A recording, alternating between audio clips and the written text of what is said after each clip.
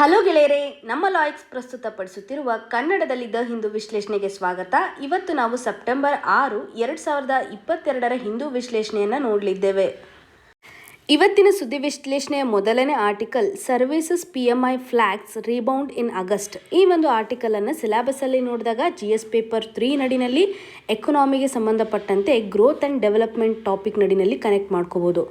So ಆರ್ಟಿಕಲಲ್ಲಿರುವಂತಹ context ಕಳೆದ ಮಂತಲ್ಲಿ ಮ್ಯಾನುಫ್ಯಾಕ್ಚರಿಂಗ್ ಸೆಕ್ಟರ್ಲಿರ್ತಕ್ಕಂಥ ಔಟ್ಪುಟ್ ಯಾವ ರೀತಿಯಾಗಿದೆ ಅಥವಾ ಪರ್ಫಾರ್ಮೆನ್ಸ್ ಯಾವ ರೀತಿಯಾಗಿದೆ, ಈ ಮಂತಲ್ಲಿ ಯಾವ ರೀತಿಯಾಗಿ ರೀಕವರ್ ಆಗಿದೆ ಅನ್ನೋದ್ರ ಮೇಲೆ ಎಂಫಸೈಸ್ ಮಾಡಿದ್ದಾರೆ. ಈ ನಿಟ್ಟಿನಲ್ಲಿ PMIಗೆ ಸಂಬಂಧಪಟ್ಟಂಥ ಕೆಲವೊಂದಿಷ್ಟು ಬ್ಯಾಕ್ಗ್ರೌಂಡ್ ಇನ್ಫಾರ್ಮೇಷನ್ಸನ್ನು ನಾವು ರೀಕಲೆಕ್ಟ್ ಮಾಡ್ಕೋಬೇಕು. ಸೊ ಮೊದಲೇದಾಗಿ PMIನ ಎಕ್ಸ್ಪ್ಯಾಂಡ್ ಮಾಡಿದಾಗ ಪರ್ಚೇಸಿಂಗ್ ಮ್ಯಾನೇಜರ್ಸ್ ಇಂಡೆಕ್ಸ್ ಅಂತ ಕರೆಯಲಾಗುತ್ತೆ. ಮ್ಯಾನುಫ್ಯಾಕ್ಚರಿಂಗ್ ಸೆಕ್ಟರ್ ಹಾಗೂ ಸರ್ವಿಸ್ ಸೆಕ್ಟರ್, ಈ ಎರಡೂ ಸೆಕ್ಟರಲ್ಲಿ ಎಕನಾಮಿಕ್ ಟ್ರೆಂಡ್ಸ್ ಯಾವ ರೀತಿಯಾಗಿದೆ, ಯಾವ ರೀತಿಯಾದಂಥ ಡೈರೆಕ್ಷನಲ್ಲಿ ಇದು ಗ್ರೋತನ್ನು ಕಾಣ್ತಾ ಇದೆ ಅನ್ನುವಂತಹ ನಿಟ್ಟಿನಲ್ಲಿ ಅರ್ಥ ಮಾಡ್ಕೋಬೇಕು. ಬಿಸ್ನೆಸ್ ಆ್ಯಕ್ಟಿವಿಟೀಸ್ಗಳನ್ನು ನಾವು ಎನ್ಹ್ಯಾನ್ಸ್ ಮಾಡೋದಕ್ಕೋಸ್ಕರ ಬೇಕಾಗಿರುವಂಥ ಒಂದು ಡೇಟಾವನ್ನು ಈ ಒಂದು ಇಂಡೆಕ್ಸು ಪ್ರೊವೈಡ್ ಮಾಡುತ್ತೆ. ಈ ಇಂಡೆಕ್ಸ್ ನಡಿನಲ್ಲಿ ಪಾಯಿಂಟ್ಸ್ಗಳ ಮುಖಾಂತರ ನಾವು ಸೆಕ್ಟರನ್ನು ಗ್ರೋತನ್ನು ಮೇಜರ್ ಮಾಡ್ತೀವಿ. ಸೊ 0 to 100 ಪಾಯಿಂಟ್ಸನ್ನು ಇಲ್ಲಿ ಕೊಡಲಾಗುತ್ತೆ. ಈ ಆರ್ಟಿಕಲಲ್ಲಿ ನೋಡ್ಬೋದು, ಕಳೆದ ಮಂತು ಜುಲೈ ಮಂತಲ್ಲಿ 55.5 ಇರುವಂಥದ್ದು ಇವಾಗ 57.2 ಅಷ್ಟು ಇನ್ಕ್ರೀಸ್ ಆಗಿದೆ ಅಂತ. 50 ಅಬೋವ್ ಅಂತ ಬಂದಾಗ ಪಾಯಿಂಟ್ಸ್ಗಳು ಎಕ್ಸ್ಪಾನ್ಷನ್ ಆಗ್ತಾ ಇದೆ ಅಂತ ಹೇಳ್ಬೋದು ಸೆಕ್ಟರು. 50ಕಿನ್ನೂ ಕಡಿಮೆ ಬಂದಾಗ ಕಾಂಟ್ರಾಕ್ಷನ್ ಆಗ್ತಾ ಇದೆ ಅನ್ನುವಂಥ ಒಂದು ಇಂಡಿಕೇಷನ್ಸನ್ನು ನಾವು ಇಲ್ಲಿ ನೋಡ್ತೇವೆ. 50 ಅಂತಂದಾಗ ಏನೂ ಚೇಂಜ್ ಇಲ್ಲ. ಆಪ್ಟಿಮಲ್ ಲೆವೆಲಲ್ಲಿ ಎಕನಾಮಿಕ್ ಆ್ಯಕ್ಟಿವಿಟಿ ನಡೀತಾ ಇರುವಂಥ ಒಂದು ರಿಫ್ಲೆಕ್ಷನನ್ನು ನಾವು ಈ ಒಂದು ನ್ಯೂಟ್ರಲ್ ಕಂಡೀಷನಲ್ಲಿ ನೋಡ್ಬೋದು. ಸೊ ಈ ಒಂದು PMI ಪ್ರೆಸೆಂಟ್ ಇರ್ಬೋದು, ಫ್ಯೂಚರ್ ಇರ್ಬೋದು, ಬಿಸ್ನೆಸ್ ಕಂಡೀಷನ್ ಯಾವ ರೀತಿಯಾಗಿದೆ ಅನ್ನುವಂಥ ಒಂದು ಪ್ರಾಪರ್ ಇನ್ಫಾರ್ಮೇಷನನ್ನು ಕೊಡುತ್ತೆ. ಈವನ್ ಡಿಸಿಷನ್ ಮೇಕರ್ಸ್ಗೆ, ಕಂಪನೀಸ್ಗಳಿಗೆ, ಇನ್ವೆಸ್ಟರ್ಸ್ಗೆ ಬೇಕಾಗ್ತಕ್ಕಂಥ ಇನ್ಫಾರ್ಮೇಷನ್ಸನ್ನು ಈ ಒಂದು ಇಂಡೆಕ್ಸ್ನಿಂದ ಕನ್ಸಿಡರ್ ಮಾಡ್ತಾರೆ. ಈ ಒಂದು ಇಂಡೆಕ್ಸನ್ನು ಸ್ಟ್ಯಾಂಡರ್ಡ್ ಆಗಿ ಕನ್ಸಿಡರ್ ಮಾಡ್ತಾರೆ ಮತ್ತು ನಮ್ಮ ದೇಶದ ಒಂದು ಎಕನಾಮಿಕ್ ಆ್ಯಕ್ಟಿವಿಟೀಸನ್ನು ಸಹ ಇದು ಇಂಡಿಕೇಟ್ ಮಾಡುತ್ತೆ. ಇವಾಗ ನಮ್ಮ ದೇಶದ ಆರ್ಥಿಕತೆಯನ್ನು ರಿಫ್ಲೆಕ್ಟ್ ಮಾಡಲಿಕ್ಕೆ GDPಯನ್ನು ಕ್ಯಾಲ್ಕುಲೇಟ್ ಮಾಡ್ತೇವೆ. ಇಂಡಸ್ಟ್ರಿಯಲ್ ಔಟ್ಪುಟ್ಟನ್ನು ಸಹ ನಾವು ನೋಡ್ತೇವೆ. ಮ್ಯಾನುಫ್ಯಾಕ್ಚರಿಂಗ್ ಸೆಕ್ಟರಿಂದನೂ ಸಹ ಯಾವ ರೀತಿಯಾಗಿ ಔಟ್ಪುಟ್ ಇದೆ ಅನ್ನೋದನ್ನು ನೋಡ್ತೀವಿ. ಈ ಎಲ್ಲ ಕ್ಯಾಲ್ಕುಲೇಷನ್ಸ್ ಏನಿದೆಯಲ್ಲ ತುಂಬ ಲೇಟಾಗಿ ಬರ್ತಾ ಇರೋದ್ರಿಂದ ಹಾಗೂ ಇಂಡಸ್ಟ್ರಿಯಲ್ ಪ್ರೊಡಕ್ಷನ್ಗೆ ಸಂಬಂಧಪಟ್ಟಂತೆ IIP ಅಂತಕ್ಕಂಥ ಒಂದು ಇಂಡೆಕ್ಸನ್ನು ನೋಡ್ತೀವಲ್ಲ, ಅದನ್ನು ಸಹ ಇವತ್ತು ಬ್ರಾಡರ್ ಆಸ್ಪೆಕ್ಟ್ಸಲ್ಲಿ ಇಂಡಸ್ಟ್ರಿಯಲ್ ಸೆಕ್ಟರನ್ನು ಕವರ್ ಮಾಡುತ್ತೆ. ಬಟ್ ಡೈನಮಿಕ್ ಆಸ್ಪೆಕ್ಟ್ಸನ್ನು ನೋಡಿದಾಗ ಅಥವಾ ಕ್ವಿಕ್ ಇಂಡೆಕ್ಸನ್ನು ನೋಡಿದಾಗ ಮಂತ್ಲಿ ಬೇಸಿಸ್ ಮೇಲೆ ನಾವು ಇದನ್ನು ಕ್ಯಾಲ್ಕುಲೇಟ್ ಮಾಡ್ತಾ ಇರೋದ್ರಿಂದ ಹೆಚ್ಚು ಬಿಸ್ನೆಸ್ ಆ್ಯಕ್ಟಿವಿಟೀಸ್ಗಳ ಒಂದು ಕನ್ಸಿಡ್ರೇಷನ್ ಮಾಡೋದು ಅಥವಾ ಕಂಪನೀಸ್ಗಳು ಕನ್ಸಿಡರ್ ಮಾಡ್ತಕ್ಕಂಥ ಇಂಡೆಕ್ಸ್ ಅಂತಂದರೆ PMI. ಇದರಲ್ಲಿ ನಾವು ಮ್ಯಾನುಫ್ಯಾಕ್ಚರಿಂಗ್ ಸೆಕ್ಟರ್ಗೆ ಸಪ್ರೇಟ್ ಆಗಿರ್ತಕ್ಕಂಥ ಒಂದು ಇಂಡೆಕ್ಸನ್ನು ಮಾಡ್ತೀವಿ, ಜೊತೆಗೆ ಸರ್ವಿಸ್ ಸೆಕ್ಟರ್ಗೂ ಬೇರೆ ಆಗಿರ್ತಕ್ಕಂಥ ಒಂದು ಇಂಡೆಕ್ಸನ್ನು ರೆಡಿ ಮಾಡ್ತೀವಿ. ಎರಡೂ ಕಂಬೈನ್ ಮಾಡಿ ಕಾಂಪೋಸಿಟ್ ಇಂಡೆಕ್ಸನ್ನು ಸಹ ರಿಲೀಸ್ ಮಾಡಲಾಗುತ್ತೆ. ಸೊ ಇದರ ಒಂದು ಸಿಗ್ನಿಫಿಕೆನ್ಸನ್ನು ನಾವು ಯಾವ ರೀತಿಯಾಗಿ ಹೇಳ್ಬೋದು ಅಂತಂದರೆ, ನಮ್ಮ ದೇಶದ ಒಂದು ಎಕನಾಮಿಕ್ ಆ್ಯಕ್ಟಿವಿಟಿಯನ್ನು ಟ್ರ್ಯಾಕ್ ಮಾಡಲಿಕ್ಕೆ ಇದೊಂದು ಇಂಡಿಕೇಟರ್ ಆಗಿದೆ. ಬಿಸ್ನೆಸ್ ಆ್ಯಕ್ಟಿವಿಟೀಸ್ ಯಾವ ರೀತಿಯಾಗಿ ನಡೀತಿದೆ ವರ್ಲ್ಡಲ್ಲಿ ಅನ್ನುವಂಥ ಒಂದು ಪ್ರೊಜೆಕ್ಷನನ್ನು ಅಥವಾ ಒಂದು ರಿಫ್ಲೆಕ್ಷನನ್ನು ಸಹ ಇದು ಕೊಡುತ್ತೆ. ಇದು ಮೋಸ್ಟ್ ರಿಲಯಬಲ್ ಆಗಿರ್ತಕ್ಕಂಥ ಒಂದು ಇಂಡೆಕ್ಸ್ ಆಗಿ ನಾವು ನೋಡ್ಬೋದು. ಸೊ ಒಟ್ಟಾರೆಯಾಗಿ ಇದೊಂದು ಎಕನಾಮಿಕ್ ಆ್ಯಕ್ಟಿವಿಟಿಯನ್ನು ಇಂಡಿಕೇಟ್ ಮಾಡ್ತಕ್ಕಂಥ ಇಂಡೆಕ್ಸ್. ಇವಾಗ ಸೆಂಟ್ರಲ್ ಬ್ಯಾಂಕು ಇಂಟ್ರೆಸ್ಟ್ ರೇಟ್ಗೆ ಸಂಬಂಧಪಟ್ಟಂತೆ ಅಥವಾ ಬಿಸ್ನೆಸ್ ಆ್ಯಕ್ಟಿವಿಟೀಸನ್ನು ಬೂಸ್ಟ್ ಮಾಡಲಿಕ್ಕೆ ಬ್ಯಾಂಕಿಂಗ್ ಸಿಸ್ಟಮ್ ಮುಖಾಂತರ ತೆಗೆದುಕೊಳ್ಳುವಂತಹ ಡಿಸಿಷನನ್ನು ಅಥವಾ ಮಾನಿಟರಿ ಪಾಲಿಸಿನಲ್ಲಿರ್ತಕ್ಕಂಥ ಡಿಸಿಷನ್ಸ್ಗಳನ್ನು ಈ ಒಂದು ಇಂಡೆಕ್ಸು ಸಹ ಇನ್ಫ್ಲೂಯೆನ್ಸ್ ಮಾಡುತ್ತೆ ಅಥವಾ ಸಪೋರ್ಟನ್ನು ಕೊಡುತ್ತೆ ಅನ್ನುವಂಥದ್ದನ್ನು ನಾವಿಲ್ಲಿ ಅರ್ಥ ಮಾಡ್ಕೋಬೇಕು. ಸೊ ಒಟ್ಟಾರೆಯಾಗಿ ಈ ಒಂದು ಆರ್ಟಿಕಲಿಂದ PMIಗೆ ಸಂಬಂಧಪಟ್ಟಂಥ background information important. Micro details ಬಗ್ಗೆ ವರಿ ಮಾಡ್ಕೊಳ್ಳುವಂಥ ಅವಶ್ಯಕತೆ ಇಲ್ಲ. ಮಂತ್ಲಿ ಈ ಒಂದು ಇಂಡೆಕ್ಸ್ ಬರ್ತಾ ಇರೋದ್ರಿಂದ ಸೆಕ್ಟರ್ ವೈಸ್ ಕಾಂಟ್ರಿಬ್ಯೂಷನ್ ಬಗ್ಗೆ ನೀವು ವರಿ ಮಾಡ್ಕೋಬೇಡಿ. ಯಾವ ಸೆಕ್ಟರಿಂದ ಹೆಚ್ಚು ಮ್ಯಾನುಫ್ಯಾಕ್ಚರ್ಗೆ ಕಾಂಟ್ರಿಬ್ಯೂಷನ್ ಆಗಿದೆ, ಈ ರೀತಿಯಾದಂಥ ಮೈಕ್ರೋ ಡೀಟೇಲ್ಸ್ ಅವಶ್ಯಕತೆ ಇರುವುದಿಲ್ಲ. ನಿಮಗೆ ಬೇಕಾಗಿರುವಂಥ ಇನ್ಫಾರ್ಮೇಷನು PMI ಅಂದರೆ ಏನು, ಇದರ ಒಂದು ಬೆನಿಫಿಟ್ಸ್ ಏನು, ಇದರಲ್ಲಿ ಯಾವ ರೀತಿಯಾದಂಥ ಪಾಯಿಂಟ್ಸನ್ನು ಕನ್ಸಿಡರ್ ಮಾಡ್ತಾರೆ, ಇಷ್ಟು ಇನ್ಫಾರ್ಮೇಷನು ನಿಮಗೆ ಎಕ್ಸಾಮಿನೇಷನ್ ಪರ್ಸ್ಪೆಕ್ಟಿವಲ್ಲಿ ಸಫಿಷಿಯೆಂಟ್ಲಿ ಬೇಕಾಗುತ್ತೆ. ಇನ್ನು ಮುಂದಿನ ಆರ್ಟಿಕಲ್ ಫಂಡಿಂಗ್ ಪಬ್ಲಿಕ್ ಎಜುಕೇಷನ್. ಈ ಒಂದು ಆರ್ಟಿಕಲನ್ನು ಸಿಲೆಬಸ್ಸಲ್ಲಿ ನಾವು ನೋಡಿದಾಗ GS ಪೇಪರ್ 2 ನಡಿನಲ್ಲಿ ಎಜುಕೇಷನ್ ಸೆಕ್ಷನ್ಗೆ ಕನೆಕ್ಟ್ ಮಾಡ್ಕೋಬೋದು. ಆರ್ಟಿಕಲಲ್ಲಿರುವಂಥ ಕೋರ್ ಇನ್ಫಾರ್ಮೇಷನ್ ಅಂತಂದರೆ ಎಜುಕೇಷನ್ ಸೆಕ್ಟರ್ಗೆ ನಾವು ಎಷ್ಟು ಸ್ಪೆಂಡಿಂಗನ್ನು ಮಾಡ್ತಾ ಇದ್ದೇವೆ, ಸರ್ಕಾರ ಎಷ್ಟು ಇನ್ವೆಸ್ಟ್ಮೆಂಟನ್ನು ಎಜುಕೇಷನ್ಗೆ ಮಾಡ್ತಾ ಇದೆ ಅನ್ನುವಂಥ ಒಂದು ಡೇಟಾವನ್ನು ಕೊಟ್ಟಿದ್ದಾರೆ. ಸೊ ಈ ಒಂದು ಆರ್ಟಿಕಲಲ್ಲಿರುವಂತಹ ಡೈಮೆನ್ಷನ್ಸನ್ನು ಮೇನ್ಸಲ್ಲಿ ನೀವು ಬಳಕೆ ಮಾಡ್ಕೋಬೋದು. ಮೇನ್ಸಲ್ಲಿ ಎಜುಕೇಷನ್ಗೆ ಸಂಬಂಧಪಟ್ಟಂತೆ ಗ್ರೋತ್ ಯಾವ ರೀತಿಯಾಗಿದೆ ಅಥವಾ ಕನ್ಸರ್ನ್ಸನ್ನು ಅಡ್ರೆಸ್ ಮಾಡಿ ಅಂತ ಹೇಳಿದಾಗ ಇಲ್ಲಿರುವಂಥ ಡೇಟಾವನ್ನು ಡೈರೆಕ್ಟಾಗಿ ನಾವು ಬಳಕೆ ಮಾಡ್ಕೋಬೋದು. ಇನ್ನು ನ್ಯಾಷನಲ್ ಎಜುಕೇಷನ್ ಪಾಲಿಸಿಗೆ ಸಂಬಂಧಪಟ್ಟಂತೆ ಕ್ವಶನ್ಸ್ ಬಂದಾಗೂ ಸಹ ಇಲ್ಲಿರುವಂಥ ಪಾಯಿಂಟ್ಸನ್ನು ನಾವು ಯೂಸ್ ಮಾಡ್ಕೋಬೋದು. ಸೊ ಇದು ಮೇನ್ಸ್ ಲೆವೆಲಲ್ಲಿ ನಮಗೆ ಹೆಲ್ಪ್ ಆಗ್ತಕ್ಕಂತಹ ಆರ್ಟಿಕಲ್ಲು. ಸೊ ಏನಿದೆ ಅಂತ ಆರ್ಟಿಕಲ್ ಕಡೆ ಗಮನ ಹರಿಸೋದಾದರೆ, ನ್ಯಾಷನಲ್ ಎಜುಕೇಷನ್ ಪಾಲಿಸಿ 2020 ಇರ್ತಕ್ಕಂಥ ಮೇಜರ್ ಆಬ್ಜೆಕ್ಟಿವ್ ಅಂತಂದರೆ ಏನು? ಪಬ್ಲಿಕ್ ಎಜುಕೇಷನ್ಸನ್ನು ಕೊಡಬೇಕು, ಅದರಲ್ಲೂ ಔಟ್ಸ್ಟ್ಯಾಂಡಿಂಗ್ ಪಬ್ಲಿಕ್ ಎಜುಕೇಷನ್ಸನ್ನು ಕೊಡಬೇಕು. ಯಾವ ರೀತಿಯಾಗಿ ಇದು ಎಕ್ಸೆಸಿಬಲ್ ಇರೋ ಥರ ಮತ್ತು ಈಕ್ವಿಟಿಯನ್ನು ಎನ್ಶೋರ್ ಮಾಡಬೇಕು, ಇನ್ಕ್ಲೂಸಿವ್ನೆಸ್ಸನ್ನು, ಈ ರೀತಿಯಾದಂಥ 3 ಆಬ್ಜೆಕ್ಟಿವನ್ನು ಇಟ್ಕೊಂಡು ನಾವು ಪಬ್ಲಿಕ್ ಎಜುಕೇಷನನ್ನು ಅಟೆಂಡ್ ಮಾಡಬೇಕು. ಅದರಲ್ಲೂ ಹೆಚ್ಚು ನಾವು ಹೈಯರ್ ಎಜುಕೇಷನ್ಗೆ ಫೋಕಸ್ ಮಾಡ್ತಾ ಇದ್ದೀವಿ. 2035 ಒಳಗಾಗಿ ಹೈಯರ್ ಎಜುಕೇಷನನ್ನು ಡಬಲ್ ಮಾಡಬೇಕು ಅನ್ನುವಂಥ ಒಂದು ಆಬ್ಜೆಕ್ಟಿವನ್ನು ಸಹ ಈ ಒಂದು ನ್ಯಾಷನಲ್ ಎಜುಕೇಷನ್ ಪಾಲಿಸಿ 2020 ಹೊಂದಿದೆ ಅನ್ನುವಂಥದ್ದು. ಸೊ ನಾವು ನ್ಯಾಷನಲ್ ಎಜುಕೇಷನ್ ಪಾಲಿಸಿನಲ್ಲಿರ್ತಕ್ಕಂತಹ ಬ್ರಾಡರ್ ಆಬ್ಜೆಕ್ಟಿವನ್ನು ನೋಡಿದಾಗ ಸರ್ಕಾರ ಈ ಎಲ್ಲ ಆಬ್ಜೆಕ್ಟಿವನ್ನು ರೀಚ್ ಮಾಡಲಿಕ್ಕೆ ಎಷ್ಟು ಸ್ಪೆಂಡಿಂಗನ್ನು ಮಾಡ್ತಾ ಇದೆ? ಎಜುಕೇಷನ್ ಸೆಕ್ಟರ್ಗೆ ಬಂದಾಗ 2010 ಮತ್ತು 2011 ನಾವು ನೋಡಿದಾಗ ನಮ್ಮ GDPಯ ಪರ್ಸೆಂಟೇಜ್ ವೈಸ್ ನಾವು ಕ್ಯಾಲ್ಕುಲೇಟ್ ಮಾಡಿದರೆ 0.86% ಮಾತ್ರ ಎಜುಕೇಷನ್ಗೆ ಇನ್ವೆಸ್ಟ್ ಮಾಡಿದ್ದೀವಿ. ನಮ್ಮ ಬಜೆಟನ್ನು ಇರ್ತಕ್ಕಂಥ ಒಂದು ಅಲೋಕೇಶನನ್ನು ನಾವಿಲ್ಲಿ ನೋಡ್ಬೋದು. 2019 ಮತ್ತು 2020 ನೋಡಿದಾಗ 0.52% ಮಾತ್ರ. ಇದು ಡಿಕ್ರೀಸ್ ಆಗಿರುವಂಥ ಒಂದು ಕಂಡೀಷನ್ನ ನಾವು ನೋಡ್ತಾ ಇದ್ದೀವಿ. ಎಜುಕೇಷನ್ ಪಾಲಿಸಿನಲ್ಲಿ ನಾವು ಹೆಚ್ಚಿನ ಒಂದು ಆಬ್ಜೆಕ್ಟಿವನ್ನು ನೋಡ್ತಾ ಇದ್ದೀವಿ, ಆದರೆ ಎಕ್ಸ್ಪೆಂಡಿಚರ್ ಏನು ಮಾಡ್ತಾ ಇದ್ದೀವಲ್ಲ, ಹೈಯರ್ ಎಜುಕೇಷನ್ಗೆ ಮಾಡ್ತಕ್ಕಂಥ ಎಕ್ಸ್ಪೆಂಡಿಚರು ಇನ್ನೂ ಡ್ರಾಪ್ ಆಗ್ತಾ ಇದೆ ಅನ್ನುವಂಥ ಒಂದು ಡೇಟಾವನ್ನು ನಾವಿಲ್ಲಿ ನೋಡ್ಬೋದು. ಹೈಯರ್ ಎಜುಕೇಷನ್ ಬಂದಾಗ ನಮ್ಮ ದೇಶದಲ್ಲಿ ಪ್ರೈವೇಟೈಸ್ಡ್ ಸೆಕ್ಟರ್ಗಳು ಅಥವಾ ಸೆಲ್ಫ್ ಫೈನಾನ್ಸ್ಡ್ ಬೇಸಿಸ್ ಇರ್ತಕ್ಕಂಥ ಇನ್ಸ್ಟಿಟ್ಯೂಷನ್ನು ಇವಾಗ ಹೆಚ್ಚಿನ ಒಂದು ಪಾಪ್ಯುಲಾರಿಟಿಯನ್ನು ಹೊಂದಿದೆ. ಅವರು ಹೆಚ್ಚಿನ ಒಂದು ಪ್ರೊಡಕ್ಟಿವಿಟಿಯನ್ನು ಕೊಡ್ತಾ ಇದ್ದಾರೆ. ಆದರೆ ಪಬ್ಲಿಕ್ ಸೆಕ್ಟರ್ ಬಂದಾಗ ಅಥವಾ ಸರ್ಕಾರದಿಂದ ಬಂದಾಗ ಹೈಯರ್ ಎಜುಕೇಷನು ಅಷ್ಟೊಂದು ಗ್ರೋತನ್ನು ಇಲ್ಲಿ ಕಂಡಿಲ್ಲ. ನಾವು ಇವಾಗ ಸೋಷಲಿ ಮತ್ತು ಕಲ್ಚರಲಿ ಅಥವಾ ಇಂಟೆಲೆಕ್ಚುವಲಿ ಒಂದು ಪ್ರೋಗ್ರೆಸ್ಸನ್ನು ಕಾಣಬೇಕು ಅಂತಂದರೆ ಅದಕ್ಕೆ ಎಜುಕೇಷನ್ ಬ್ಯಾಕ್ಗ್ರೌಂಡ್ ತುಂಬ ಇಂಪಾರ್ಟೆಂಟು. ಅದರಲ್ಲೂ ಹೈ ಕ್ವಾಲಿಟಿ ಎಜುಕೇಷನ್ನು ಎಕ್ಸ್ಟ್ರೀಮ್ಲಿ ಕೊಡಲೇಬೇಕಾಗುತ್ತೆ. ಸೊ ಇದಕ್ಕೆ ಫಂಡಿಂಗ್ನ ಒಂದು ಅವಶ್ಯಕತೆ ಇರುತ್ತೆ ಅನ್ನುವಂಥದ್ದನ್ನು ಇಲ್ಲಿ ಎಂಫಸೈಸ್ ಮಾಡಿದ್ದಾರೆ. ಅಷ್ಟೇ ಅಲ್ಲದೆ ನಾವು ಎಜುಕೇಷನ್ ಮೇಲೆ ಎಕ್ಸ್ಪೆಂಡಿಚರ್ ಮಾಡಬೇಕು ಅನ್ನುವಂಥ ಈ ಕನ್ಸರ್ನು ಇವಾಗಿನದಲ್ಲ. ಈ ಮೊದಲು 1968 ಎಜುಕೇಷನ್ ಪಾಲಿಸೀಸ್ಗಳು ಸಹ ರೆಕಮೆಂಡೇಷನ್ಸನ್ನು ಕೊಟ್ಟಿದೆ. ನಾವು GDP ವೈಸ್ ನೋಡಿದಾಗ ಮಿನಿಮಮ್ 6% ಆದರೂ ಎಜುಕೇಷನ್ ಮೇಲೆ ಇನ್ವೆಸ್ಟ್ ಮಾಡಬೇಕು ಅನ್ನುವಂಥ ಪಾಲಿಸಿ ರೆಕಮೆಂಡೇಷನ್ಸ್ಗಳನ್ನು ನೋಡ್ತಾ ಇದ್ದೇವೆ. ಸರ್ಕಾರ ಅಷ್ಟಾದ್ರೂ ಇನಿಷಿಯೇಟಿವ್ಸನ್ನು ತೆಗೆದುಕೊಂಡಿಲ್ಲ ಅನ್ನುವಂಥದ್ದನ್ನು ಇಲ್ಲಿ ಎಂಫಸೈಸ್ ಮಾಡಿದ್ದಾರೆ. ಇವಾಗ ಹೈಯರ್ ಎಜುಕೇಷನ್ ಅಂತ ಬಂದಾಗ ಯಾರು ಹೈಯರ್ ಎಜುಕೇಷನ್ಸನ್ನು ಅಫೋರ್ಡ್ ಮಾಡಲಿಕ್ಕೆ ಸಾಧ್ಯ? ಎಕನಾಮಿಕಲಿ ಸ್ಟೇಬಲ್ ಇರ್ತಕ್ಕಂತಹ ಫ್ಯಾಮಿಲೀಸ್ಗಳು ಹೈಯರ್ ಎಜುಕೇಷನ್ಸನ್ನು ಈಸಿಯಾಗಿ ಪಡ್ಕೋತಾರೆ. ಆದರೆ ಈ ಒಂದು ಪುವರ್ ಕಂಡೀಷನ್ಸನ್ನು ಹೊಂದಿರೋರು ಅಥವಾ ತಮ್ಮ ಒಂದು ಬೇಸಿಕ್ ನೀಡ್ಸ್ಗೋಸ್ಕರ ಫೈಟ್ ಮಾಡ್ತಕ್ಕಂಥ ಜನರಿಗೆ ಹೈಯರ್ ಎಜುಕೇಷನ್ ಅನ್ನುವಂಥದ್ದು ಒಂದು ಕನಸಾಗಿರುತ್ತೆ. ಸೊ ಸರ್ಕಾರ ಹೈಯರ್ ಎಜುಕೇಷನನ್ನು ಡಬಲ್ ಮಾಡಬೇಕು ಅನ್ನುವಂಥ ಒಂದು ಇಂಟೆನ್ಷನ್ಸನ್ನು ಹೊಂದಿದೆ. ಸೊ ಹಾಗಾಗಿ ಹೆಚ್ಚಿನ ಒಂದು ಫಂಡಿಂಗನ್ನು ಮಾಡಬೇಕು. ಪವರ್ಟಿಗೆ ಇಲ್ಲಿ ಕನೆಕ್ಟ್ ಮಾಡುವಾಗ ನಮ್ಮ ದೇಶದಲ್ಲಿ ರೇಷನನ್ನು ಫ್ರೀಯಾಗಿ ಪಡ್ಕೊಳ್ತಾ ಇರತಕ್ಕಂತಹ ಪಾಪ್ಯುಲೇಷನ್ನು 62% ಇದೆ. ಸೊ ಇವ್ರಿಗೆ ನಾವು ಹೈಯರ್ ಎಜುಕೇಷನ್ ಸಿಗುವಂತೆ ಮಾಡಬೇಕು, ಎಕ್ಸೆಸಿಬಲ್ ಇರುವಂತೆ ಮಾಡಬೇಕು ಅನ್ನುವಂಥದ್ದು. ಸೊ ಈ ನಿಟ್ಟಿನಲ್ಲಿ ಸೋಷಲಿ ಮತ್ತು ಎಕನಾಮಿಕಲಿ ಡಿಸ್ಅಡ್ವಾಂಟೇಜ್ಡ್ ಗ್ರೂಪ್ಗೆ ಇವತ್ತು ಎಜುಕೇಷನ್ ಸಿಗಬೇಕು. 100% ಗ್ರೋತನ್ನು ನಾವು ಕಾಣಬೇಕು, 100% ಎನ್ರೋಲ್ಮೆಂಟನ್ನು ನಾವು ಕಾಣಬೇಕು. ಸೊ ಕೇವಲ ವೆಲ್ ಆಫ್ ಇರೋರು ಮಾತ್ರ ಇವತ್ತು ಹೈಯರ್ ಎಜುಕೇಷನ್ಸನ್ನು ಪಡ್ಕೋತಾ ಇದ್ದಾರೆ. ಸೊ ಈ ನಿಟ್ಟಿನಲ್ಲಿ ಸರ್ಕಾರದ ಒಂದು ಫಂಡಿಂಗ್ ಇಂಪಾರ್ಟೆಂಟು ಅನ್ನುವಂಥದ್ದನ್ನು ಇಲ್ಲಿ ಎಂಫಸೈಸ್ ಮಾಡಿದ್ದಾರೆ. ಎಕ್ಸಾಮಿನೇಷನ್ ಪರ್ಸ್ಪೆಕ್ಟಿವಲ್ಲಿ ನೀವು 4 ಪಾಯಿಂಟ್ಸನ್ನು ಈಸಿಯಾಗಿ ಯುಟಿಲೈಸ್ ಮಾಡ್ಕೋಬೋದು. NEPನ ಒಂದು ಆಬ್ಜೆಕ್ಟಿವ್ ಯಾವ ರೀತಿಯಾಗಿದೆ, ಅದರಲ್ಲೂ ಹೈಯರ್ ಎಜುಕೇಷನ್ಗೆ ಕನ್ಸರ್ನ್ ಆಗುವಂತೆ ಎಕ್ಸ್ಪೆಂಡಿಚರ್ ಯಾವ ರೀತಿಯಾಗಿದೆ, ಎಕ್ಸ್ಪೆಂಡಿಚರನ್ನು ಇನ್ಕ್ರೀಸ್ ಮಾಡೋದ್ರಿಂದ ಯಾವ ರೀತಿಯಾಗಿ ಬೆನಿಫಿಟ್ ಆಗ್ಬೋದು, ಅದರಲ್ಲೂ ಪುವರ್ ಪೀಪಲ್ಗೆ ಯಾವ ರೀತಿಯಾಗಿ ಬೆನಿಫಿಟ್ ಮಾಡ್ಬೋದು, ಪವರ್ಟಿಯಲ್ಲಿರ್ತಕ್ಕಂಥ ಡೇಟಾವನ್ನು ಯಾವ ರೀತಿಯಾಗಿ ಕನೆಕ್ಟ್ ಮಾಡಿದ್ದಾರೆ. ಸೊ ಎಜುಕೇಷನನ್ನು ಪ್ರೊವೈಡ್ ಮಾಡಲಿಕ್ಕೆ ಯಾವ ರೀತಿಯಾಗಿ ಡೇಟಾವನ್ನು ಯುಟಿಲೈಸ್ ಮಾಡ್ಕೊಂಡಿದ್ದಾರೆ ಅನ್ನುವಂಥ ಒಂದು ಕನೆಕ್ಟಿವಿಟಿ. ಇಷ್ಟು ಪಾಯಿಂಟ್ ನಿಮಗೆ ಕ್ಲಿಯರ್ ಆಗಿದ್ದರೆ ಮೇನ್ಸಲ್ಲಿ ಈಸಿಯಾಗಿ ಕನೆಕ್ಟಿವಿಟಿಯನ್ನು ಎಸ್ಟಾಬ್ಲಿಷ್ಮೆಂಟ್ ಮಾಡಬಹುದು. ಇನ್ನು ಮುಂದಿನ article the difficult path to India Pakistan peace. ಈ ಒಂದು ಆರ್ಟಿಕಲನ್ನು ಸಿಲೆಬಸಲ್ಲಿ GS ಪೇಪರ್ 2 ನಡಿನಲ್ಲಿ ಇಂಟರ್ನ್ಯಾಷನಲ್ ರಿಲೇಷನ್, ಅದರಲ್ಲೂ ಇಂಡಿಯಾ ಆ್ಯಂಡ್ ಇಟ್ಸ್ ನೇಬರ್ಹುಡ್ಗೆ ಕನೆಕ್ಟ್ ಮಾಡ್ಬೋದು. ಸೊ ಈ ಒಂದು ಆರ್ಟಿಕಲಲ್ಲಿರುವಂತಹ ಕೋರ್ ಇನ್ಫಾರ್ಮೇಷನ್ ಅಂತಂದರೆ ಭಾರತ ಮತ್ತು ಪಾಕಿಸ್ತಾನದ ಪ್ರೆಸೆಂಟ್ ರಿಲೇಷನ್ ಯಾವ ರೀತಿಯಾಗಿ ರಿವೈವ್ ಆಗ್ಬೋದು ಅನ್ನುವಂಥ ಒಂದು ಡೈಮೆನ್ಷನ್ಸನ್ನು ಕವರ್ ಮಾಡಿದ್ದಾರೆ.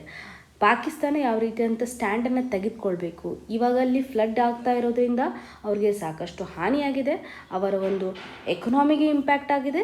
ಸೊ ಡೊಮೆಸ್ಟಿಕ್ ಎಕನಾಮಿಗೂ ಸಹ ಸಪೋರ್ಟ್ ಆಗುವಂತೆ ಮತ್ತು ಅವ್ರಿಗೆ ಬೇಕಾಗಿರ್ತಕ್ಕಂಥ ಎಸೆನ್ಷಿಯಲ್ ಕಮೋಡಿಟೀಸನ್ನು ಭಾರತ ಸಪೋರ್ಟ್ ಮಾಡ್ಬೋದು.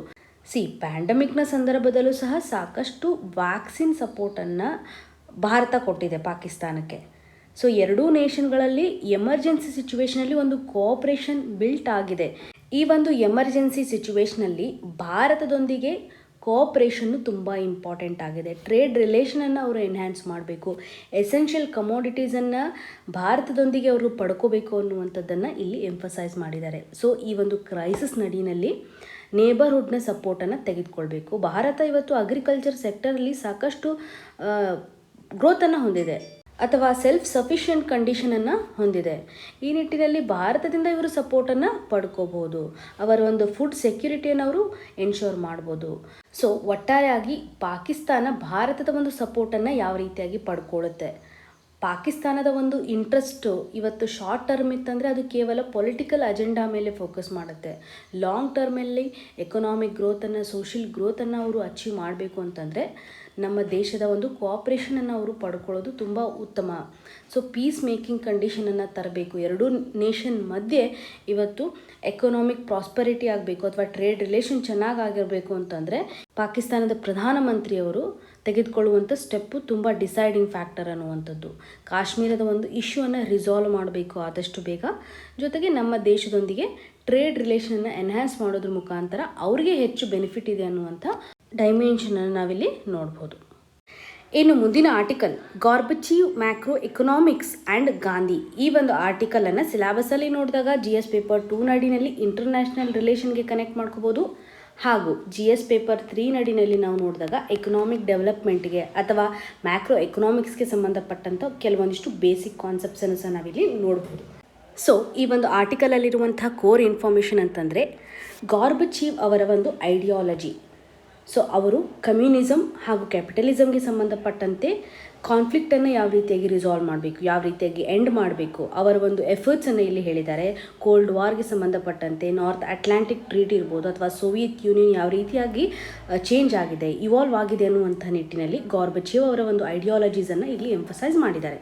ಬೇಸಿಕಲಿ ಇವರ ಒಂದು ಐಡಿಯಾಲಜಿ ಇವಾಗ ಯಾಕೆ ಬಳಕೆ ಆಗಬಹುದು ಅಂತಂದರೆ ರಷ್ಯಾ ಮತ್ತು ಉಕ್ರೈನ್ನ ಒಂದು ಕ್ರೈಸಿಸ್ನಿಂದ ಈ ಒಂದು ಬ್ಯಾಟಲ್ ಗ್ರೌಂಡನ್ನು ಯಾವ ರೀತಿಯಾಗಿ ರಿಸಾಲ್ವ್ ಮಾಡಬೇಕು, ನ್ಯಾಟೋ ಯಾವ ರೀತಿಯಾಗಿ ಎಕ್ಸ್ಪ್ಯಾಂಡ್ ಆಗಿದೆ, ಹಿಸ್ಟಾರಿಕಲ್ ಪರ್ಸ್ಪೆಕ್ಟಿವಲ್ಲಿ ನಾವು ನೋಡಿದಾಗ US ಎಕಾನಮಿ ಯಾವ ರೀತಿಯಾಗಿ ಕ್ಯಾಪಿಟಲಿಸ್ಟಾಗಿ ಕನ್ವರ್ಟ್ ಆಯಿತು, ಇದು ಯಾವ ರೀತಿಯಾಗಿ ರಷ್ಯಾ ಮೇಲೆ ಶಾಕ್ ಆಗಿತ್ತು. ಈ ಸಂದರ್ಭದಲ್ಲಿ ಗಾರ್ಬಚೇವ್ ಅವರು ಕೊಟ್ಟಿರುವಂಥ ಒಂದು ಸಜೆಷನ್ ಅಂತಂದರೆ ಮಿಕ್ಸ್ಡ್ ಎಕಾನಮಿಯನ್ನು ನಾವು ಅಡಾಪ್ಟ್ ಮಾಡ್ಕೋಬೇಕು, ಇಂಡಿಯನ್ ಮಾಡೆಲನ್ನು ನಾವು ತೊಗೋಬೇಕು ಅಂತ ಅವರು ರಾಜೀವ್ ಗಾಂಧಿಯನ್ನು ಅಪ್ರೋಚ್ ಮಾಡಿರೋದನ್ನು ಸಹ ಇಲ್ಲಿ ಎಂಫಸೈಸ್ ಮಾಡಿದ್ದಾರೆ. ಆದರೆ ಅವರು ವಾಷಿಂಗ್ಟನ್ ಎಕಾನಮಿ ಮಾಡೆಲನ್ನು ಅಡಾಪ್ಟ್ ಮಾಡ್ಕೊಂಡಿರೋದನ್ನು ನಾವು ನೋಡ್ಬೋದು. ಸೊ US ಒಂದು ಥಿಂಕ್ ಟ್ಯಾಂಕ್ ಯಾವ ರೀತಿಯಾಗಿರುತ್ತೆ, ಅವರ ಒಂದು ಎಕನಾಮಿಸ್ಟ್ನ ಒಂದು ಪಾಲಿಸಿಯ ಪ್ರಕಾರ ಅವರು ಕೆಲವೊಂದಿಷ್ಟು ಪ್ರಿನ್ಸಿಪಲ್ಸನ್ನು ಅಡಾಪ್ಟ್ ಮಾಡ್ಕೊಂಡಿದ್ದಾರೆ ಅಂತ. ಮತ್ತು ಕೊನೆಗೆ ವರ್ಲ್ಡ್ ಬ್ಯಾಂಕ್ ಮತ್ತು ಇಂಟರ್ನ್ಯಾಷನಲ್ ಮಾನಿಟರಿ ಫಂಡ್ ಈ ರೀತಿಯಾದಂಥ ಇವಾಲ್ವ್ಡ್ ಇನ್ಸ್ಟಿಟ್ಯೂಷನ್ಸ್ಗಳು ಇವತ್ತು ಮತ್ತೆ ಭಾರತಕ್ಕೆ ಸಹ ಹೆಲ್ಪ್ ಆಗಿರುವಂಥ ಒಂದು ಸಿಚುವೇಶನ್ಸನ್ನು ಸಹ ಇಲ್ಲಿ ಕನೆಕ್ಟ್ ಮಾಡಿದ್ದಾರೆ. 1991ನಲ್ಲಿ LPG ರಿಫಾರ್ಮ್ಸ್ಗೆ ಸಂಬಂಧಪಟ್ಟಂತೆ ಭಾರತಕ್ಕೆ ಸಹಾಯ ಮಾಡಿರುವಂತಹ ಗ್ಲೋಬಲ್ ಲೆವೆಲಲ್ಲಿರುವಂತಹ IMF. ಸೊ ಇವೆಲ್ಲ ನಾವು ನೋಡಿದಾಗ ಗ್ಲೋಬಲ್ ಲೆವೆಲಲ್ಲಿ ಇರ್ತಕ್ಕಂಥ ಮಾಡೆಲ್ಸನ್ನು ಇಲ್ಲಿ ಕನೆಕ್ಟ್ ಮಾಡಲಿಕ್ಕೆ ಟ್ರೈ ಮಾಡಿದ್ದಾರೆ. ಯಾವ ರೀತಿಯಾಗಿ ಕ್ಯಾಪಿಟಲಿಸ್ಟ್ ಮಾಡೆಲ್ ಇವಾಲ್ವ್ ಆಗ್ತಾ ಬಂದಿದೆ, ಇನ್ನು ಕಮ್ಯುನಿಸಮ್ ಮಾಡೆಲ್ ಆಗಿರ್ಬೋದು ಮತ್ತು ಡೆಮೊಕ್ರಾಟಿಕ್ ಪ್ರಿನ್ಸಿಪಲ್ಸ್ ಇರ್ಬೋದು, ಮಿಕ್ಸ್ಡ್ ಎಕಾನಮಿ ಆಗಿರ್ಬೋದು, ಈ ರೀತಿಯಂಥ ಎಲ್ಲ ಮಾಡೆಲ್ಸ್ಗಳಿಗೂ ಸಹ ಗ್ಲೋಬಲ್ ಲೆವೆಲಲ್ಲಿ ಒಂದೊಂದು ಯೂನಿಟ್ ರಿಫ್ಲೆಕ್ಷನನ್ನು ನೀಡ್ತಾ ಬಂದಿದೆ ಅನ್ನುವಂಥದ್ದು. ಇದರೊಂದಿಗೆ ಪ್ಯಾರಲಲಿ ನ್ಯೂಕ್ಲಿಯರ್ ಪವರು ಸಹ ಇವಾಲ್ವ್ ಆಗ್ತಾ ಬಂದಿದೆ. ಕೊಲೋನಿಸಮ್ ಟೈಮಲ್ಲಿ ಅಥವಾ ಯಾವಾಗ ಬ್ರಿಟಿಷರಿಂದ ಇಂಡಿಪೆಂಡೆಂಟ್ ಆಗಿರ್ತಕ್ಕಂತಹ ನೇಷನ್ಸ್ಗಳು ವಾರ್ ಆದಮೇಲೆ ಸಾಕಷ್ಟು ಬದಲಾವಣೆಯನ್ನು ಎಕನಾಮಿಕ್ ಲೆವೆಲಲ್ಲಿ ಮತ್ತು ಅವರ ಒಂದು ಸೋಷಿಯಲ್ ಸ್ಟೇಟಸ್ ಲೆವೆಲಲ್ಲಿ ತಂದಿದೆ ಅನ್ನುವಂಥದ್ದು. ಇಲ್ಲಿರುವಂತಹ ಬೇಸಿಕ್ ಕನ್ಸರ್ನ್ ಅಂತಂದರೆ ರಷ್ಯಾದ ಒಂದು ಸೋವಿಯತ್ ಮಾಡೆಲನ್ನು ನಾವು ನೋಡಿದಾಗ ವಾಷಿಂಗ್ಟನ್ ಮಾಡೆಲ್ನ ನಾವು ನೋಡಿದಾಗ ಗ್ಲೋಬಲ್ ಲೆವೆಲಲ್ಲಿರ್ತಕ್ಕಂಥ ಎಕನಾಮಿಗೆ ಸಾಕಷ್ಟು ಇನ್ಫ್ಲೂಯೆನ್ಸನ್ನು ಮಾಡಿದೆ. ಎಕನಾಮಿಕ್ ಮಾಡೆಲ್ಸ್ಗಳು ಇವತ್ತು ವರ್ಲ್ಡ್ಗೆ ಬೇಕಾಗಿರುವಂಥ ಒಂದು ನೀಡನ್ನು ಸಹ ಸ್ಯಾಟಿಸ್ಫೈ ಮಾಡ್ತಾ ಇದೆ. ಗ್ಲೋಬಲ್ ಕ್ಯಾಪಿಟಲಿಸಮ್ ಇರ್ಬೋದು ಅಥವಾ ಈ ಒಂದು ಎಕನಾಮಿಕ್ ಗ್ರೋತನ್ನು ಇವತ್ತು ಅಚೀವ್ ಮಾಡಲಿಕ್ಕೆ ಸಹಾಯ ಆಗಿದೆ. ಇನ್ನು ಈ ಒಂದು ಡೆಮೋಕ್ರಸಿಯಿಂದ ನಾವು ಕ್ಯಾಪಿಟಲಿಸಮ್ಗೆ ಮೂವ್ ಆಗ್ತಾ ಇದ್ದೀವಿ. ಸೊ ಕಳೆದ 30 ವರ್ಷಗಳಿಂದ ನಾವು ಇಂಟರ್ನ್ಯಾಷನಲ್ ಟ್ರಿಬ್ಯುನಲ್ಸ್ಗಳನ್ನು ಸೆಟಪ್ ಮಾಡೋದಾಗಲಿ ಹಾಗೂ ಇಂಟರ್ ಗವರ್ಮೆಂಟ್ ಆರ್ಗನೈಸೇಷನ್ಸ್ಗಳನ್ನು ಸೆಟಪ್ ಮಾಡೋದಾಗಲಿ, ವರ್ಲ್ಡಲ್ಲಿ ಕ್ಯಾಪಿಟಲಿಸಮ್ ಇವಾಲ್ವ್ ಆಗ್ತಾ ಇರೋದನ್ನು ನಾವು ಅಬ್ಸರ್ವ್ ಮಾಡ್ತಾ ಇದ್ದೀವಿ. ಆದರೆ ಇಲ್ಲಿ ಹೋಲಿಸ್ಟಿಕ್ ಅಪ್ರೋಚ್ ಮಿಸ್ ಆಗ್ತಾ ಇದೆ. ಗಾರ್ಬೇಚೇವ್ ಹಾಗೂ ಪೆರಿಸ್ಟ್ರೋಕಿಯಾ ಅವರ ಒಂದು ಕಾನ್ಸೆಪ್ಟ್ನ ಪ್ರಕಾರ ಇವಾಗ ಕೋಆಪರೇಟಿವ್ ಗವರ್ನೆನ್ಸ್ ಮಾಡೆಲನ್ನು ನಾವು ಅಡಾಪ್ಟ್ ಮಾಡ್ಕೋಬೇಕು.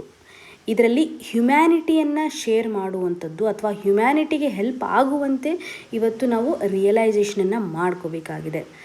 ಸೊ ಎಥಿಕಲಿ ಫೇರ್ ಆಗಿರ್ತಕ್ಕಂತಹ ಪವರನ್ನು ನಾವು ಶೇರ್ ಮಾಡಬೇಕು. ರಿಸೋರ್ಸಸನ್ನು ಪ್ರಾಪರಾಗಿ ಶೇರ್ ಮಾಡಬೇಕು. ಸೊ ಪ್ರೊಡಕ್ಟಿವ್ ಆಗಿ ನಾವು ಯೂಸ್ ಮಾಡ್ಕೋಬೇಕು. ಸೊ ನಮ್ಮ ಒಂದು ಎಕನಾಮಿಕ್ ಸೈಜನ್ನು ಎನ್ಹ್ಯಾನ್ಸ್ ಮಾಡಬೇಕು. ಎಕನಾಮಿಕ್ ರಿಫಾರ್ಮ್ಸ್ನ ಒಂದು ಅವಶ್ಯಕತೆ ಇವಾಗಿದೆ. ಕ್ಲೈಮೇಟ್ ಚೇಂಜ್ನೂ ಸಹ ಇದೆ, ಇದು ಅನ್ಕಂಟ್ರೋಲೆಬಲ್ ಕಂಡೀಷನಲ್ಲಿರುವಂಥದ್ದು. ಸೊ ಈ ನಿಟ್ಟಿನಲ್ಲಿ ನಮ್ಮ ಎಕನಾಮಿಕ್ ರಿಫಾರ್ಮ್ಸು ಇವತ್ತು ಹ್ಯುಮ್ಯಾನಿಟಿಯನ್ನು ಶೇರ್ ಮಾಡುವಂಥದ್ದಲ್ಲಿ ಅಥವಾ ಹ್ಯೂಮನ್ ಸೆಂಟ್ರಿಕ್ ಆಗಿರಬೇಕು. ಪ್ರತಿಯೊಬ್ಬರ ಒಂದು ವೆಲ್ಫೇರ್ಗೆ ಸಂಬಂಧಪಟ್ಟಂತೆ ಜೊತೆಗೆ ಕ್ಲೈಮೇಟ್ ಚೇಂಜನ್ನು ಸಹ ಇಲ್ಲಿ ನಾವು ಕನ್ಸರ್ನ್ ಆಗಿ ಕನ್ಸಿಡರ್ ಮಾಡಬೇಕು. ಇದನ್ನೆಲ್ಲ ಕನ್ಸಿಡರ್ ಮಾಡೋದ್ರ ಜೊತೆಗೆ ನಾವು ಆರ್ಥಿಕವಾಗಿ ಬೆಳವಣಿಗೆಯನ್ನು ಹೊಂದಬೇಕು. ಇಲ್ಲಿ ಕ್ಯಾಪಿಟಲಿಸ್ಟಿಕ್ ಯಾವ ರೀತಿಯಾಗಿ ಎನ್ಹ್ಯಾನ್ಸ್ ಆಗ್ತಾ ಹೋಗುತ್ತೆ, ಪವರ್ಫುಲ್ ಪೀಪಲ್ ಜಾಸ್ತಿ ಆಗ್ತಾ ಹೋಗ್ತಾರೆ. ಇದರಿಂದ ಕಾಮನ್ ಪೀಪಲ್ಗೆ ಬೇಕಾಗಿರುವಂತಹ ಬೇಸಿಕ್ ಅಮ್ಯುನಿಟೀಸ್ ಸಿಕ್ಕಲ್ಲ. ಸೊ ಅವರ ಒಂದು ಇಂಟ್ರೆಸ್ಟನ್ನು ನಾವಿಲ್ಲಿ ಕನ್ಸಿಡರ್ ಮಾಡಬೇಕು. ಕಾಮನ್ ಪೀಪಲ್ ಅವರ ಒಂದು ಇಂಟ್ರೆಸ್ಟನ್ನು ಪ್ರಯಾರಿಟಿ ವೈಸ್ ನಾವು ಕನ್ಸಿಡರ್ ಮಾಡಬೇಕು ಅನ್ನುವಂಥದ್ದು. ಸೊ ಒಟ್ಟಾರೆಯಾಗಿ ಎಕ್ಸಾಮಿನೇಷನ್ ಪರ್ಸ್ಪೆಕ್ಟಿವಲ್ಲಿ ಗಾರ್ಬೇಚೇವ್ ಅವರ ಒಂದು ಐಡಿಯಾಲಜಿ ಯಾವ ರೀತಿಯಾಗಿದೆ, ಯಾವ ರೀತಿಯಾಗಿ ಡೆಮೋಕ್ರಸಿಯಿಂದ ಕ್ಯಾಪಿಟಲಿಸಮ್ಗೆ ಇವಾಲ್ವ್ ಆಗ್ತಾ ಬಂದಿದೆ, ಇವಾಗ ನಾವು ಕೋರ್ ಐಡಿಯಾ ಯಾವ ರೀತಿಯಾಗಿ ಕನ್ಸಿಡರ್ ಮಾಡಬೇಕು, ನಮ್ಮ ಎಕನಾಮಿಕ್ ರಿಫಾರ್ಮ್ಸ್ನ ಒಂದು ಅವಶ್ಯಕತೆ ಯಾಕೆ ಇದೆ ಅನ್ನೋದ್ರ ಬಗ್ಗೆ ಕೆಲವೊಂದಿಷ್ಟು ಪಾಯಿಂಟ್ಸನ್ನು ಮೇನ್ಸಲ್ಲಿ ನಾವು ಬಳಕೆ ಮಾಡ್ಕೊಳೋದ್ರಿಂದ ನಮ್ಮ ಒಂದು ಆನ್ಸರು ರಿಚ್ ಆಗುತ್ತೆ. ಇನ್ನು ಮುಂದಿನ article, public health need not to be led by the doctors alone. ಈ ಒಂದು ಆರ್ಟಿಕಲನ್ನು ಸಿಲೆಬಸಲ್ಲಿ ನಾವು ನೋಡಿದಾಗ GS ಪೇಪರ್ 2 ನಾಡಿನಲ್ಲಿ ಹೆಲ್ತ್ ರಿಲೇಟೆಡ್ ಇರ್ತಕ್ಕಂಥ ಇಶ್ಯೂಸಲ್ಲಿ ಕನೆಕ್ಟ್ ಮಾಡುವಂಥದ್ದು.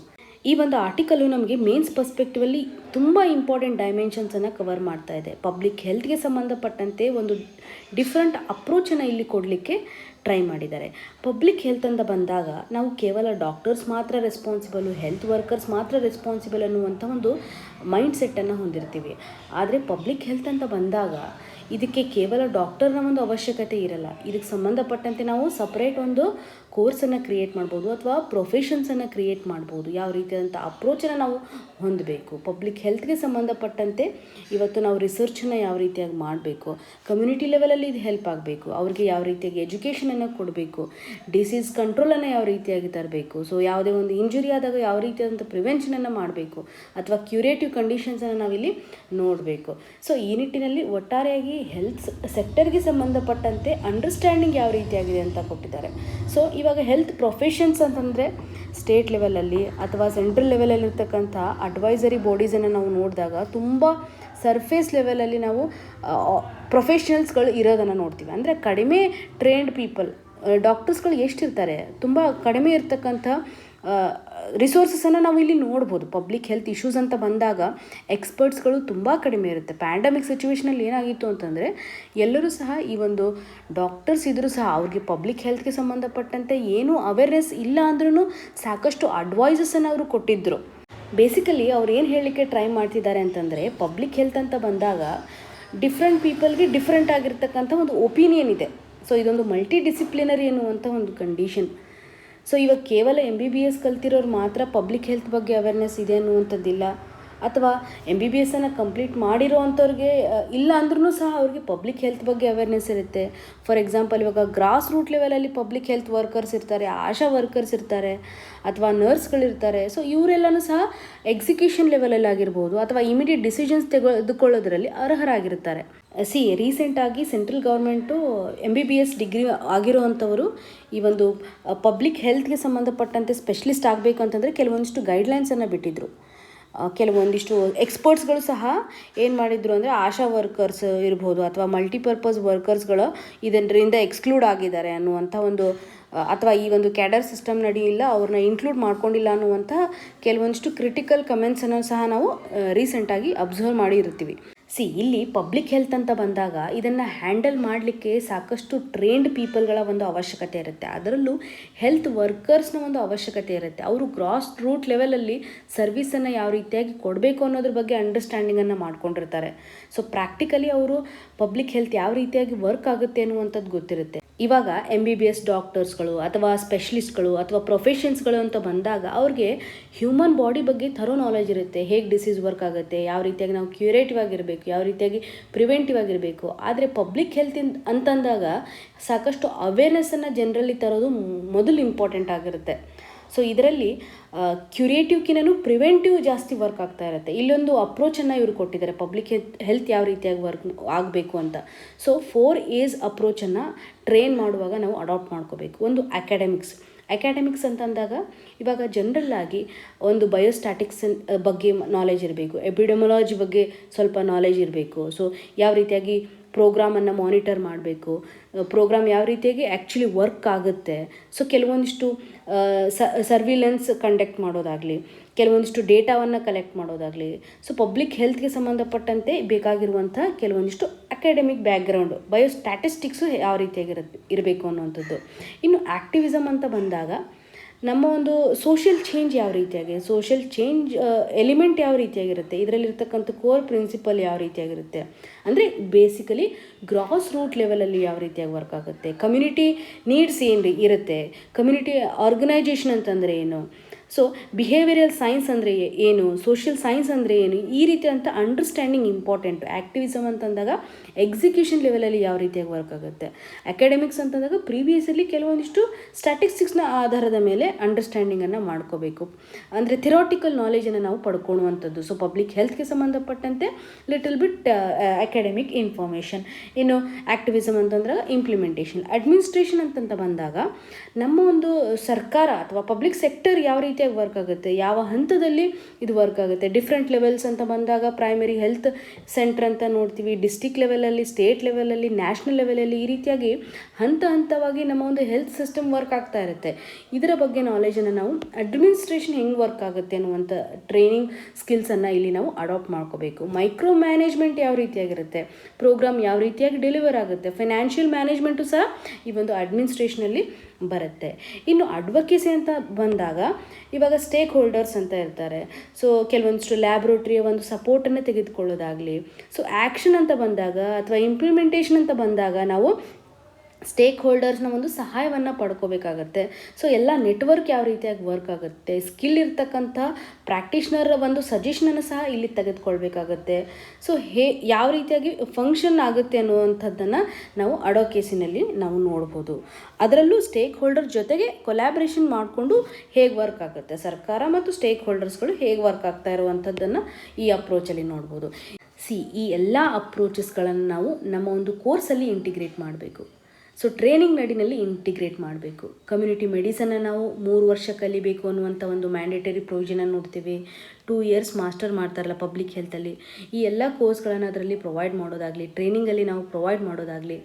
ಇದನ್ನು ಕೇವಲ ಮೆಡಿಕೋಸ್ಗಳು ಅಷ್ಟೇ ಮಾಡಬೇಕು ಅನ್ನುವಂಥದ್ದೇನಿಲ್ಲ, ನಾನ್ ಮೆಡಿಕಲ್ ಪರ್ಸನು ಸಹ ಈ ಒಂದು ಕೋರ್ಸನ್ನು ತೆಗೆದುಕೊಳ್ಬೋದು ಅಥವಾ ಟ್ರೈನಿಂಗನ್ನು ತೆಗೆದುಕೊಳ್ಬೋದು. ಸೊ ಕಮ್ಯುನಿಟಿ ಲೆವೆಲಲ್ಲಿ ಯಾವ ರೀತಿಯಾಗಿ ವರ್ಕ್ ಆಗುತ್ತೆ, ಡಿಫ್ರೆಂಟ್ ಲೆವೆಲಲ್ಲಿ ಹೆಲ್ತ್ ಸಿಸ್ಟಮ್ ಯಾವ ರೀತಿಯಾಗಿ ವರ್ಕ್ ಆಗುತ್ತೆ ಅನ್ನುವಂಥ ಎಕ್ಸ್ಪೋಜರ್ಸನ್ನು ನಾವು ಟ್ರೈನಿಂಗ್ ಲೆವೆಲಲ್ಲಿ ಕೊಡಬೇಕು.